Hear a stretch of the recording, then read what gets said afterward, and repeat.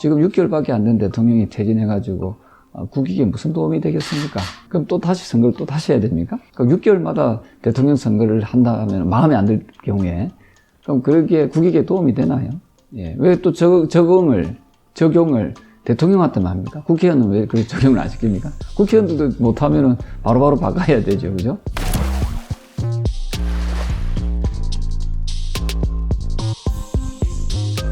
글쎄요, 이 속에는 좀 순수한 그 추모를 하시는 분들은 계시겠지만, 또 정치적 그 의도를 담은 또 분들도 있을 수 있다 생각을 합니다. 이태원 참사에도 마지막 기간에 그 윤석열 대통령 퇴진을 주장했던 퇴진이 추모다, 이런 구호도 있더라고요. 그래서 이런 정치적인 그 발언들, 이런 게 나왔다는 게 자체가 이태원 참사를 또 과거의 세월호처럼 정치 쟁점화 하려고 하는 모습.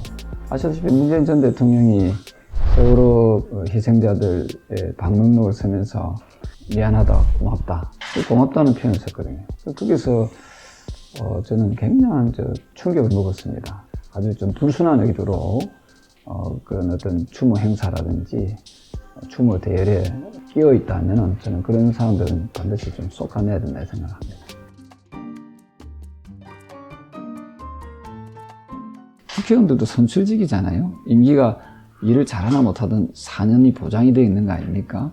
근데 이분들이 거기 가서 윤석열 대통령의 어떤 퇴진을 운운하고 하는 것은 그건 자기 모순이라 생각하거든요. 선출직으로 당선된 분들이 선출직으로 당선된 대통령을 물러나라라고 한다는 것은 그거는 저는 이치적으로 아주 잘못됐다. 그야말로 그 민주주의를 파괴시키는 그런 어떤 행위로 비춰질 수 있기 때문에 그래서 저는 이제 그분들은 이제 국회의원 자격이 없다라고 이야기한 거죠. 지금 6개월밖에 안 된 대통령이 퇴진해가지고 국익에 무슨 도움이 되겠습니까?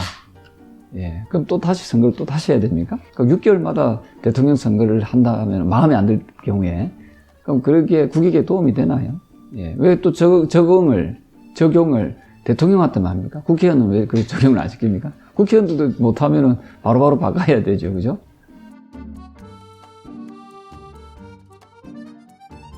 지금의 이제 우파 쪽에서 이야기하는 것은 대통령을 지키기 위한 하나의 모습이잖아요.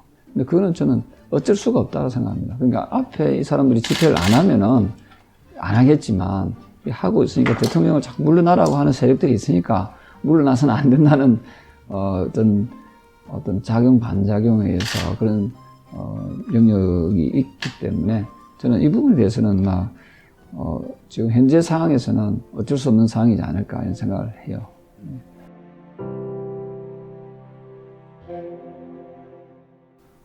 제가 거듭 말씀드리지만 이태원 참사에 대해서는 사실은 이제 현장의 지휘 라인이 초기 대응이 아주 잘못됐다 생각을 해요.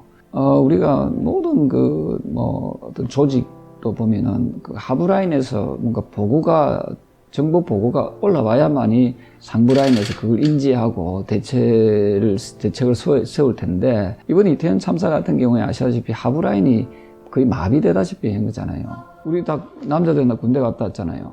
하부에서 봐가지고 봤으면 그걸 상부에다 보고하는 거 아닙니까? 그 상식이잖아요. 하부의 지휘 라인이 무너졌다. 그게 그때 하부의 지휘 라인의 어떤 책임자가 그 시각에 없었다 이 말이죠. 저는 그게 국가가 없었다 생각하는 거예요. 거기다 덧붙여서 용산경찰서장도 없었잖아요. 그것도 하부의 책임자, 치안을 책임지는 책임자가 없었거든요. 그죠? 9시 40분쯤 났으면 6시 30분인가? 그때 그게 코드 제로가 발령이 됐다는 거예요. 코드 제로는 뭐냐면은 이게 죽을 것 같다. 압사당할 것 같다. 이게 코드 제로인데 가장 최고의 그 어떤 경보음이 울린 거잖아요. 그때 경찰 출동해서 문제가 없었어요. 그런데 경찰에서 묵살한 거예요.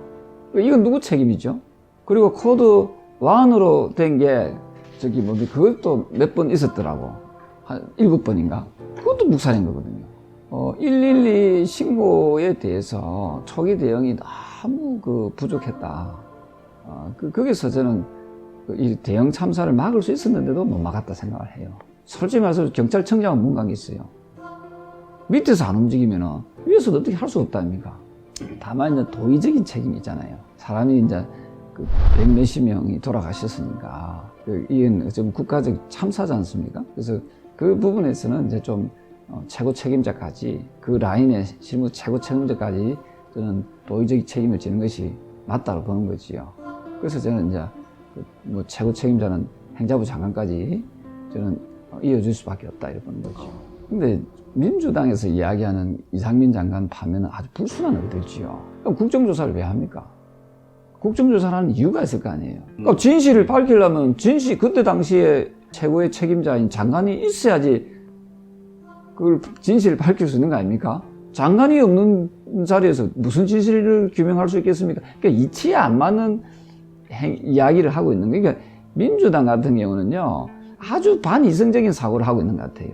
결국은 이 더불어민주당은 이태원 참사를 순수한 애도 진정한 의미로서의 어떤 그 사건, 사고의 예방을 위한 그런 국정조사가 아니라 이게 그야말로 정쟁화하겠다는 의도가 이 부분만 봐도 드러나는 거라는 거죠. 그러니까 그 여론조사에서는 경찰 조사라서 좀 미흡하면은 검경합동수사본부를 만들자. 그게 전 아주 이성적인 그 대안인 것 같거든요. 지금 국정조사 할 만큼 대한민국이 그렇게 한가한 시기가 아니잖아요. 지금 경제 문제다든지 기타 내년에 닥칠 여러 가지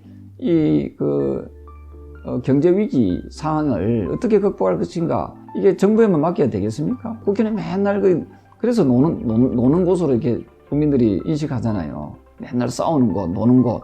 예, 저는 그래서 지난번 세월호 때도 얼마나 많은 정치인들이 노란 리본을 아주 몇 년 동안 달고 다녔잖아요. 그분들 책임 없습니까? 국민과 약속했잖아요. 노란 리본 달고 다니면서 두 번 다시는 그런 일이 없도록 하겠다고 호언장담했던 그 국회의원들은 지금 어디 가서 뭘 하고 있냐 말이죠. 일본에도 수학여행 가는 배가 침몰해가지고 많은 희생자를 낳았잖아요. 그때 일본은 어떻게 대처했습니까? 일본의 여야 정치인들 어떻게 했습니까? 노란 리본 안 달았습니다. 그분들은 정말 힘을 모아가지고 우리 다시는 이런 아이들, 우리 국민들이 이런 참사가 없도록 하자 해가지고 어릴 때부터 수영을 가르쳐야 된다. 그래서 생존 수영을 가르쳐야 된다 해가지고 초등학교부터 수영장을 막 짓기 시작했잖아요. 전 국민이 다 수영을 할 줄 아는 거지요. 우리나라는 세월호 터지고 나서 그런 거 인프라를 제대로 깔았습니까? 왜 우리는 일본을 우리가 그렇게 규탄하면서 왜 일본보다도 못한 정치를 우리가 하느냐 이 말이지요.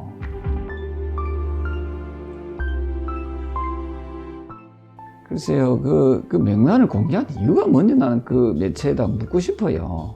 도대체 그분들은 어느 나라 매체인지, 나라를 혼란스럽게 하고 분열시켜가지고 과연 국익에 무슨 도움되고 또 유족들한테 무슨 도움되고 또 우리 국민들한테 무슨 도움되는지, 예? 한번 이용해보면 됐지. 세월호를 이용해본 거 아닙니까? 따져보면은. 그때 세월호 때 그렇게 안전을 부르짖고 슬퍼하는 척 했던 분들, 노란 리본 달았던 사람들은, 그럼 그들이 선호하는 그 정당, 그들이 선호하는 정치인들한테 안전에 대해서 계속해서 강조했어야 되는 거 아닙니까? 법을 만들어라 하고 자기들이 사전을 찾고 밤샘을 해서라도, 예? 가장 완벽한 안전과 관련된 시스템을 구축하도록 했었어야지요. 리본만 딴다고 다 되는 게 아니잖아요. 그래서 이런 부분에 대해서 조금 더 이성들을 좀 되찾고 남의 아픔을 에다가 더 생채기를 주는 형태는 저는 옳지 않다 생각합니다. 저는 유가족분들에게는 정정으로 본인들이 애도를 표한다면은 꼭 명단을 공개 안 하더라도 다른 방식으로 얼마든지 추모하고 애도할 수 있는 거 아니겠습니까? 예, 그래서 예, 그렇습니다. 그래서 그런 걸 자꾸 우리 사회 아픈 구석, 아픈 부분을 자꾸 장기화시키는, 예? 유족에 대한 예의도 아니지만은 국민에 대한 예의도 아니지만 돌아가신 분들, 고인에 대한 예의도 아닙니다. 그 고인분들을 정말 위한다면은 마음으로, 가슴으로 애도해 주시도록 하는 건 바람입니다.